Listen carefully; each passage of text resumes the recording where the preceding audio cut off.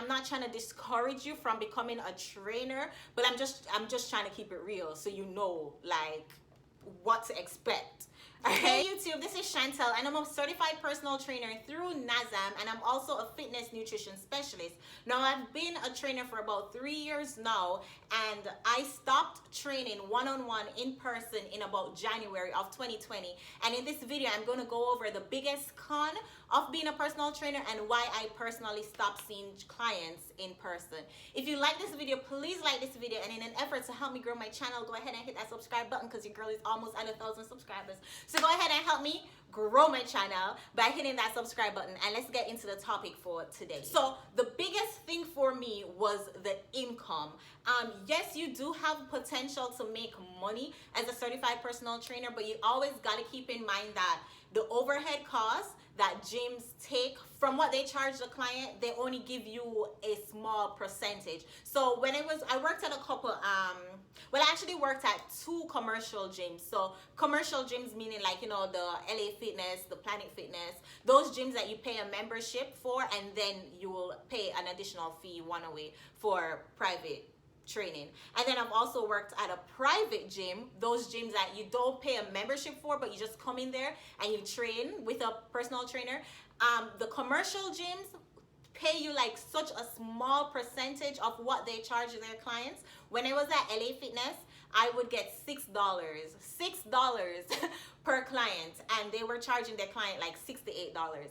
And when I was at another gym, I was getting $10 for every half an hour, and they were charging their clients $50 for a half an hour. And then when I was at a private gym, I was getting 75% of what the client would pay, and at the time the clients were paying $90 an hour. So I was getting a significant amount from the private gym. But the thing is though, a private gym is like, you have the rule and you have the exception. To find a private gym that will give you your clients where you don't have to come in with the clients and then pay them the overhead costs, that was just an exception to that like rule. And even the guy who owns the gym, like, he started getting into some like financial difficulties, and he realized like, yeah, he needs to cut back on what he was giving the trainers. He was finding the clients for us, and on top of that he was paying us 75%, and he realized that just did not work. And it's the industry that we're in. It costs, you know, things cost. So to have a gym, to rent the equipment and stuff like that, it costs. So you can't really get mad at these gyms for taking such a big cut out of our paycheck. But honestly, that's something that you really need to keep in mind. You don't really get as much money as you may think you do. There are, as I said, there are some exceptions, and there are other things you can do on the side to supplement your income as a trainer. But if you want to be a one-on-one personal trainer, like, you're gonna have to, money will be tight for you. And another thing is like, my paycheck wasn't guaranteed, because I would, on my books, I would have like, okay, I have 10 clients this week, for example. So I know like, okay, that's $100, because, you know, $10 per client each week. So I was like, okay, you know, that's $100 this week. But then a client will cancel 2 sessions. Like, they have 24 hours to cancel before you charge them. So like, if the client does cancel within, like, you know, before that 24 hours, like, I can't charge them, so that's money that I'm not getting. So that's what I mean by like, it was not guaranteed. Like, I was depending on somebody to show up and want to do their sessions in order for me to get paid. Like, and the whole schedule thing is a con too, because even though yes, I can say my clients like, okay, I'm available during this time and this time, so we can book a schedule during this time. If they don't show up, or if they're trying to reschedule, I have to kind of bend over backwards to try and fit them into my schedule, because I want to get paid. So I mean, a lot of people will go towards personal training because you can, you know, create your own schedule, but you're not necessarily creating your own schedule based on your time. It's to fit your clients into your schedule.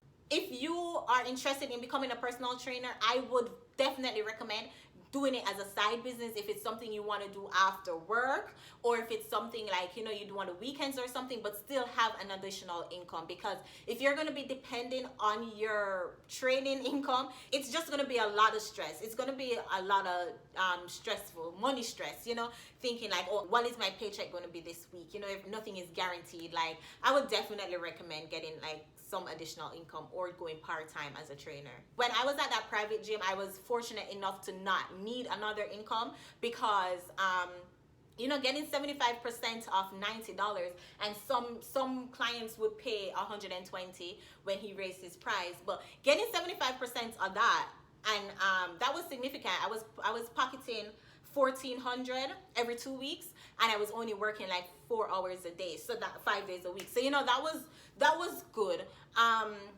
But as I said, like, and I'm stressing this point because I don't want you to just take this from the video and say like, oh well, I'll just go ahead and find a private gym. Those private gyms are hard to find, and then once you do find a private gym, they're expecting you to come in with your clients, and meaning that you have to go out, find your clients, charge them a fee, and then you have to pay that private gym overhead costs. If you think about it, if I was making $10 per client, right, for 30 minutes, right, there was a possibility for me to make $20 an hour. But think about how many hours a day would I have to work in order to make to bring home a significant amount of paycheck.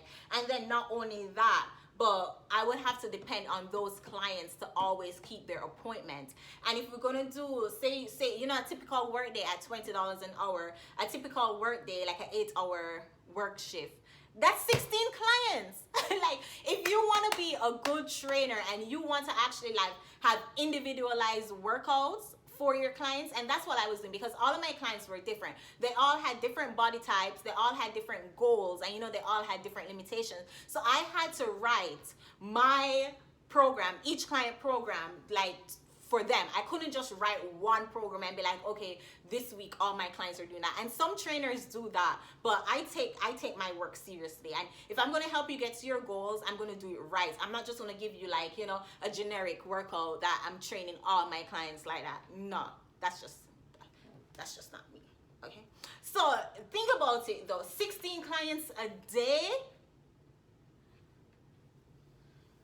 If you're thinking of becoming a personal trainer, you're going to have to sit and think about, okay, how am I going to make this money? How am I going to find these clients? And how am I going to make these money guaranteed? Like, you're going to have to come up with something and have supplemental income, because you won't be able to depend on just your clients. There are other things you can definitely do, and this is why I hold on to my certification. I renew my certification every 2 years, because I know that there are other things you can do as a certified trainer that does not involve you doing one-on-one or anything. Like, I do online consultations, I write individual programs, online programs, I sell products, and you know, like, there are little things you can do that I still hold on to my certifications for.